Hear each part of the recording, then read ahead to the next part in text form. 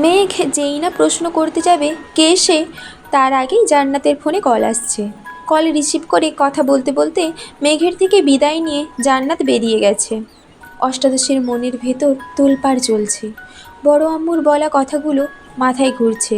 জান্নাতাপুর বিষয়ে আবির ভাইয়ের কেয়ার, কিছুদিন আগে মেঘকে কাজিন বলে পরিচয় দেওয়া, আজ জান্নাতাপুর পছন্দের মানুষ আছে জানতে পারা, সব কিছু যদি এক সুতায় বাঁধা হয় তাহলে মেঘের কি হবে? মেঘের চোখ টলমল করছে। দুফোঁটা পানি গড়িয়ে পড়তেই মেঘ হাতের উল্টো পিঠ দিয়ে চোখ মুছে শক্ত কণ্ঠে নিজেকে শাসালো, একদম কাঁদবি না। যে মানুষটা কোনোদিন তোর হবেই না তাকে নিয়ে কেন কাঁদছিস? মেঘ রাতে খায়নি, সবাই অনেক ডেকেছে, কিন্তু তাতেও মেঘ রুম থেকে বের হয়নি। আবির বাসায় ফেরার পর থেকেই ছাদে ছিল, রুমে এসেছে শেষ রাতের দিকে, তাই সে এসবের কিছুই জানে না। শুক্রবারে সকাল থেকে মেঘের কোনো হদিশ নেই। তানভীর পর্যন্ত ডেকে আসছে, কিন্তু মেঘ আসেনি।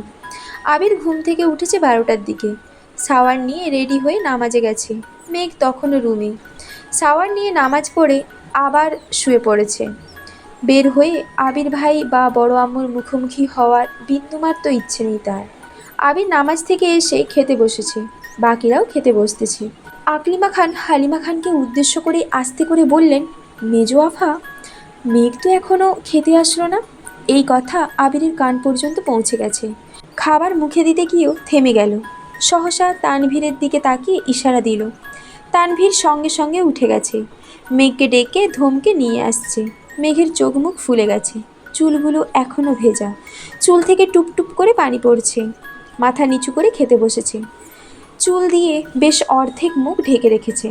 কিন্তু আবির মেঘের বিপরীতে বসায় স্পষ্ট মেঘের চোখ, নাক, মুখ দেখতে পাচ্ছে। আবির খাওয়ার মাঝখানে বেশ কয়েকবার মেঘের দিকে তাকিয়েছে, ভেবেই পাচ্ছে না হলো কি। কিন্তু মেঘ ভুল করেও একবারও মুখ তুলে তাকায়নি।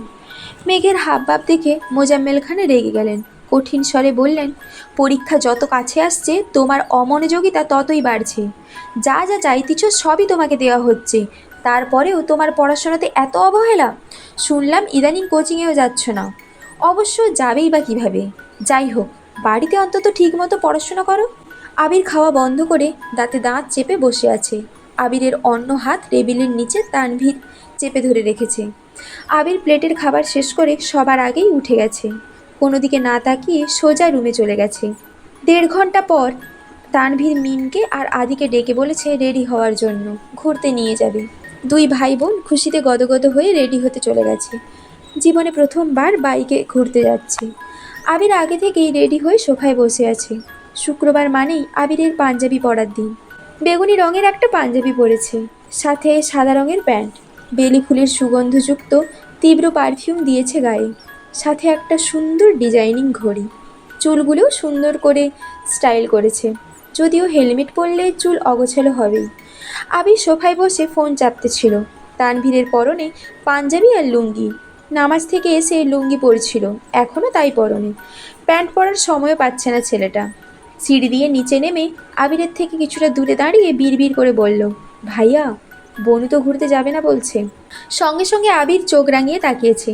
তানভীর ঢোক গিলে ছোট্ট করে বলল, আচ্ছা আমি রাজি করাচ্ছি। দ্রুত দৌড়ে গেল বোনের রুমের দিকে, মেঘকে বোঝাচ্ছে, কিন্তু মেঘ কোনো কিছুতেই রাজি হচ্ছে না। রাগে চিৎকার করছে, বললাম তো যাব না, তোমরা ঘুরে আসো, আমার ইচ্ছে নেই। তানভীর আবার নিচে এসেছে। আবিরকে কিছু বলার আগেই আবিরের তপ্ত দৃষ্টি দেখে ভয়ে আবার বোনকে রাজি করাতে গেছে। 4 থেকে 5 বার উপর নিচ করতে করতে অবশেষে বোনকে রাজি করাতে সক্ষম হয়েছে। মেঘ রাজি হয়েছে শুনে আবির বাসা থেকে বেরিয়ে বাইকে বসে আছে। তানভীর সহ সবাই রেডি হয়ে বেরিয়েছে। তানভীর আবিরের কাছে গিয়ে দাঁড়িয়ে আস্তে করে বলল, বোনকে রাজি করিয়ে এনেছি ঠিকই, কিন্তু তার শর্ত সে তোমার বাইকে যাবে না। আবির অন্যদিকে মুখ করে কিড়মিড় করে বলল, তোর বোন আমার সাথে না গেলে তোর খবর আছে। তানভীর মনে মনে বলছে, আল্লাহ তুমি আমায় উদ্ধার করো। 2 দিকে আগ্নেয়গিরি, মাঝখানে আমি অসহায় এক বালতি পানি। কি করে সামলাবো এই 2 পাগলেরে? তানভীর বাধ্য হয়ে মেঘকে বুঝাতে গেল। মেঘ মাত্রাতিরিক্ত রেগে আছে। আজ তানভীরের কথা শোনা বা মানার কোনো ইচ্ছে তার নেই। আবির ভাইয়ের সাথে যাবে না মানে যাবেই না। তানভীর আবিরের দিকে তাকাতেই দেখল আবির রাগে ফুঁসছে। তানভীর বিড়বিড় করে বলল, কি মুসিবতে পড়লাম আমি। কোনো কিছুতেই যখন বোনকে মানাতে পারছিল না, তখন তানভীর বলে উঠল, দেখ বনু, ভাই আর বাইকে একজনই বসতে পারবে, দুজন বসলে রিস্ক হয়ে যাবে। আমার বাইকে দুজন বসা গেলেও দুজন মেয়ে বসা যাবে না। মিম জীবনে প্রথম বাইকে উঠবে, তোরা দুজন একসাথে বসলে যদি অ্যাক্সিডেন্ট করে ফেলি, তাই বলছি তুই ভাইয়ার সাথে যা। মেঘ এপাশ ওপাশ মাথা নাড়িয়ে বলল, আমি ওসব জানি না, আমি ওই বাইকে যাব না। তাহলে তোমরা ঘুরে এসো, আমি যাব না। তানভীর আঁতকে উঠে বলে, না তুই যাবি প্লিজ, এটাই লাস্ট টাইম, এরপর থেকে আমিই তোকে নিয়ে যাব, এবারের মতো ভাইয়ার সাথে চলে যা। এই কথা বলে তো ফেলেছে, কিন্তু ঘুরে ভাইয়ের দিকে তাকানোর সাহস পাচ্ছে না, কারণ এই কথা শুনে নিশ্চিতভাবে আবিরের রাগ দ্বিগুণ বেড়েছে। আর ভাইয়ের রক্তবর্ণের চোখে চোখ রাখার ক্ষমতা তানভীরের নেই। সে তো বোনকে বোঝানোর জন্য এই কথা বলেছে, কিন্তু আবির তো এটা সহ্য করবে না। মেঘ শক্ত কণ্ঠে বলল, ঠিক আছে। তানভীর দীর্ঘশ্বাস ছেড়ে হাসল। বোনকে মানাতে পারছে এতেই শুক্রিয়া। মেঘ আবিরের পেছনে বসেছে ঠিকই, কিন্তু মাঝখানে এক হাত ফাঁকা রেখে আবির উচ্চস্বরে বলে উঠল, তানভীর, তোর বোন রে বল ধরে বসতে, না হয় রাস্তায় আধমরা হয়ে পড়ে থাকবে, তখন বোনের জন্য কাঁদিস না। আবির ভাইয়ের ভারী কণ্ঠের হুঙ্কার শুনে মেঘ সঙ্গে সঙ্গে আবির ভাইয়ের কাঁধ চেপে ধরে আবিরের কাছাকাছি এসে বসলো। আবির হেলমেটের আড়ালে মৃদু হাসলো, তারপর বাইক স্টার্ট দিল। এদিকে তানভীর বিড়বিড় করে বলছে, আহারে, আমার বোনের কিছু হলে আমার আগে তো তুমিই মইরা যাবে। তানভীরও যথারীতি মিম আর আদিকে নিয়ে বাইক স্টার্ট দিল।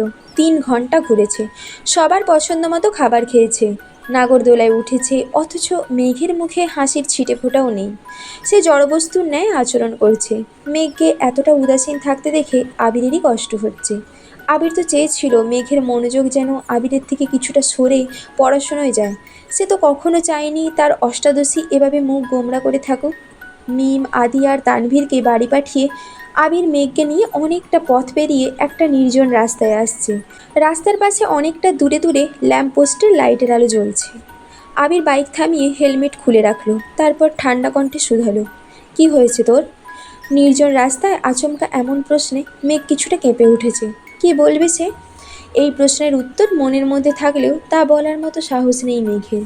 সামান্য এক প্রশ্নে যেই থাপ্পড় খেয়েছিল, আজ যদি বিয়ে নিয়ে কথা বলে, তাহলে হয়তো এই নির্জন রাস্তায় মেরে ফেলে রেখে চলে যাবে।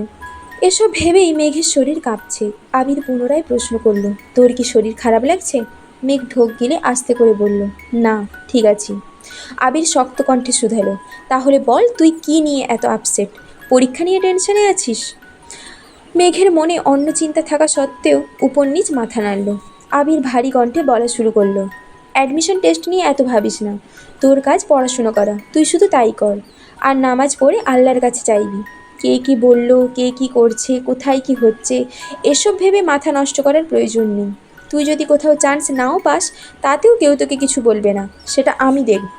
কিন্তু নিজেকে যাচাই করার আগেই ভেঙে পড়বি না। মেঘ মাথা নিচু করে চুপচাপ দাঁড়িয়ে আছে। আবির মেঘের দিকে তাকিয়ে আছে। দূর থেকে আসা ল্যাম্পপোস্টের আলো মেঘের গালে আর কপালের একপাশে পড়েছে। সেই আলোতে মেঘকে অসম্ভব সুন্দর লাগছে। মেঘের সম্পূর্ণ মুখ দেখতে আবির এক আঙুলে মেঘের চিবুক উঠালো। আলোয় জলজল করে উঠল অষ্টাদশীর চাঁদের ন্যায় মুখবিবর। আচমকা আবির ভাইয়ের আঙুলের ছোঁয়াতে মেঘের দেহ কম্পিত হলো। আবির ভাইয়ের মুখের দিকে তাকালো মেঘ। বুকে জমে থাকা অভিমানরা যেন অভিযোগ হয়ে বেরিয়ে আসতে চাইছে। মনের সব কষ্ট উজাড় করে বলতে ইচ্ছে করছে এই মানুষটাকে। কয়েক সেকেন্ডের জন্য মেঘের মনে হচ্ছে এই পৃথিবীর বুকে মেঘের সামনে দাঁড়ানো ব্যক্তিটা মেঘের সবচেয়ে কাছের মানুষ। এই মানুষটা একান্তই মেঘের। আবির মেঘের দিকে চোখে চোখ রেখে তপ্তস্বরে বলল, আমি বিশ্বাস করি আমার মেঘ এত সহজে হেরে যাওয়ার মেয়ে নয়। এই কথা শোনা মাত্র মেঘের মনে হচ্ছে মস্তিষ্কের নিউরনরা দিকবিদিক ছুটছে। মনে একটা কথাই বারবার ঘুরছে, আমার মেঘ। আবির ভাই আমার মেঘ বলে সম্বোধন করেছেন, এটা ভাবতেই মেঘের সকল মন খারাপ এক মুহূর্তেই পালিয়ে গেছে। সহসা মেঘের মুখে হাসি ফুটে উঠেছে। মেঘের মুখের অকৃত্রিম মায়াবী হাসি দেখে আবিরও নিঃশব্দে হাসল। মেঘের দিকে তাকিয়ে থেকেই পুনরায় ধীর কণ্ঠে বলল, this is my sparrow, I always want to see you like this. মেঘ নিস্তব্ধ হয়ে চেয়ে আছে আবিরের দিকে। এই যে এই মানুষটাকে নিয়ে এত অভিমান, এত অভিযোগ, সামনে আসলে কেন এই অভিযোগ আর অভিমানরা পালিয়ে যায়? এত এত রাগ কেন দেখাতে পারি না ওনাকে? উনি যদি সত্যি সত্যি জান্নাত আপুকে পছন্দ করেন আর জান্নাত আপুও যদি ওনাকে পছন্দ করেন, তাহলে তো ওনাদের বিয়ে খুব শীঘ্রই হয়ে যাবে। তখন আমি কি করব? এই যে এই মানুষটার ছোট ছোট কথাতেই আমার রাগ গলে পানি হয়ে যায়। আবার নতুন করে ওনার প্রেমে হাবুডুবু খাই।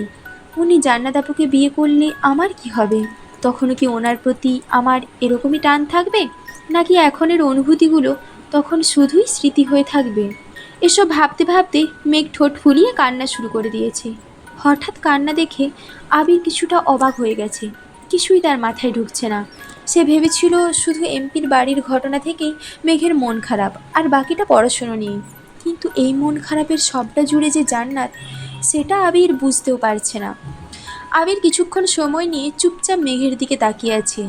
একবারের জন্য কান্না থামাতেও বলছে না। অনেকটা সময় কাঁদার পর মেঘ আবিরের মুখের দিকে তাকালো।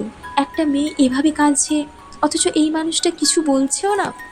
এতক্ষণে তো অন্ততপক্ষে 4-5টা ধমক আর 2-1টা থাপ্পড় খেয়েই ফেলতো।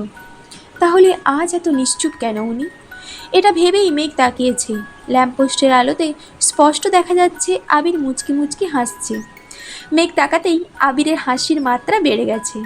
মেঘ কপাল কুঁচকে চেয়ে রইল। গাল বেয়ে অনর্গল নোনা জল গড়িয়ে পড়ছে। এই যে মরার মতো এতক্ষণ যাবৎ কাঁদছে, আর এই বেটায় কি সুন্দর হাসছে। মেঘের মেজাজ আবার খারাপ হয়ে যাচ্ছে। মুখ ফুলিয়ে শ্বাস ছেড়ে আবিরের দিকে চেয়ে গম্ভীর কণ্ঠে প্রশ্ন করল, হাসছেন কেন? আবির হাসিটা একটু কমিয়ে উত্তর দিল, কাঁদলে তোকে অনেক বেশি সুন্দর লাগে তো তাই। মেঘ রাগী ভাব নিয়ে বলল, কাঁদলে আবার কাউকে সুন্দর লাগে নাকি? আর তাই বলে আপনি এভাবে হাসবেন? আবির মৃদু হেসে উত্তর দিল, আসলে তোর বান্ধবীর থেকেও সুন্দর লাগছিল, তাই হাসি আটকাতে পারছিলাম না। মেঘ আঁতকে উঠে প্রশ্ন করল, বান্ধবী মানে? আবির সশব্দে হেসে উত্তর দিল, ওই যে শ্যাওড়া গাছে যে থাকে তোর বান্ধবীটা, ওইটার থেকেও তোকে সুন্দর লাগছিল। মেঘ আশেপাশে তাকাচ্ছে। এমনি অন্ধকার হয়ে গেছে চারপাশ। ল্যাম্পপোস্টের আলোতে রাস্তা আলোকিত থাকলেও রাস্তার আশেপাশে বিশাল গাছের কালো ছায়া দেখে ভয় পেয়ে সঙ্গে সঙ্গে দু হাতে আবিরের শার্ট খামচে ধরে আবিরের বুকে মুখ লুকিয়ে ফেলেছে। মেঘকে ভয় দেখানোর একমাত্র অস্ত্র হচ্ছে ভূত পেতনি, আর কোনো কিছুতেই ভয় পায় না মেয়েটা। আবির এটা খুব ভালো করেই জানি, এজন্যই ইচ্ছে করে মেঘকে খোঁচায়। আবির মেঘের পিঠে হাত রাখতে গিয়েও হাত সরিয়ে নিয়েছে। মনের বিরুদ্ধে নিজেকে কন্ট্রোল করা কতটা কষ্টের সেটা আবিরের থেকে ভালো কেউ জানে না। আবিরেরও ইচ্ছে করছে মেঘকে দু হাতে চাপটে ধরতে, কিন্তু সব ইচ্ছে তো পূর্ণতা পায় না। আবির নিজেকে সংযত করে মুচকি হেসে প্রশ্ন করল, এই যে তুই হুটহাট মরা কান্না জুড়ে দিস, আবার হুট করেই পাগলের মতো হাসতে থাকিস, তোর এমন আচরণেই মানুষ ভাববে তুই শ্যাওড়া পাড়ায় থাকিস। মেঘ এখনও দু হাতে শার্ট খামচে ধরে আছে। ভেজা কণ্ঠে বলল, এসব কথা বলবেন না প্লিজ। আবির মৃদু হেসে উত্তর দিল, তাহলে তুই বল কাঁদছিলি কেন? তোরে কে কি বলে যে তুই এভাবে কাঁদিস? এত আবেগ দিয়ে জীবন চলবে না মেঘ।